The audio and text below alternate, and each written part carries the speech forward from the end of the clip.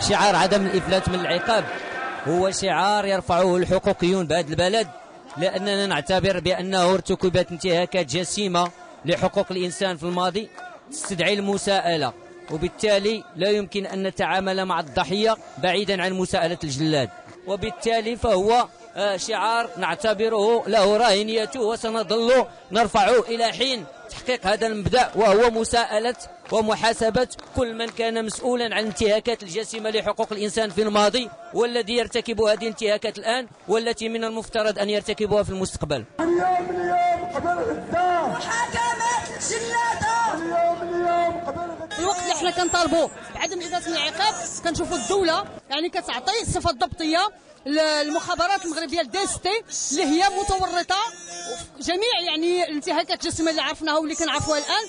يعني هذا قرار اللي كيعطي الشرعيه لهذه الانتهاكات بشكل قانوني، خاصه في غياب اي ضمانات لمراقبه هذه الاجهزه، لان كنعرفوا يعني الاجهزه الامنيه في المغرب غير مراقبه وكتنفذ لاي مراقبه لا برلمانيه ولا حكوميه ولا المجتمع المدني. هما فين هما فين هما فين هما فين ولاد الشعب المخطوفين ولاد الشعب المخطوفين. نحن كمنتدى دعونا إلى هذه المسيرة من أجل رفع الصوت للمطالبة بتنفيذ توصيات هيئة الإنصاف والمصالحة، وعلى رأسها عدم الإفلات من العقاب.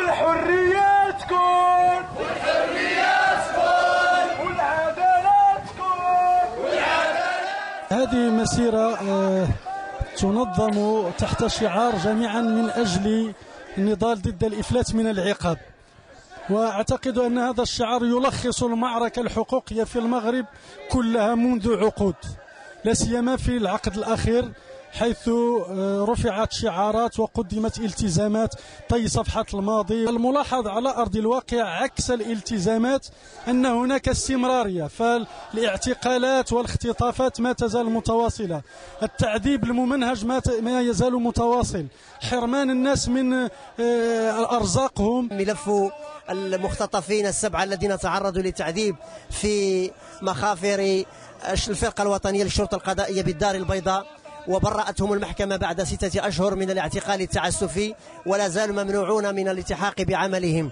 ملف الشهيد كمال العماري باعتباره عضوا من جماعة العدل والإحسان ونشيطا في حركة 20 فبراير، الرجل قتل تحت التعذيب وقتل تحت العنف الذي مارسته عليه أجهزة القوات العمومية، والدولة لحد الآن تتلكأ في الإفصاح عن الحقيقة وتقديم الجنات للعدالة. أساليب دنيئة التجأت إليها الدولة تدل على أنها لا زالت على عهدها وعلى ما كانت عليه منذ سنوات خلت.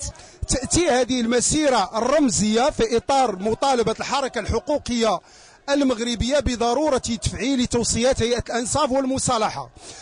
توصيات هيئة الإنصاف والمصالحة كان المطلب أن توقف عند سنة 1999، لكن يلاحظ أنه بعد هذه السنة شهد المغرب مجموعة من الخروقات مست فئة معينة وهي الحركة الإسلامية في المغرب. إذا المطلوب من الحركة الحقوقية في المغرب أن تتوحد من أجل وقف هذا القمع الممنهج الذي تسلكه دولة المخزن في حق كافة المغاربة. وشكرا.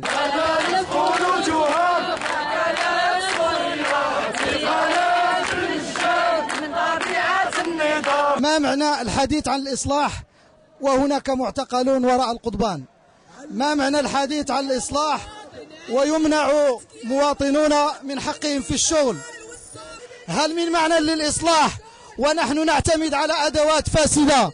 هؤلاء المفسدون الظالمون الذين قال فيهم الشعب المغربي كلمته في الشوارع، كيف يستمر المخزن في الاحتفاظ بهم في مواقع القرار السياسي والأمني؟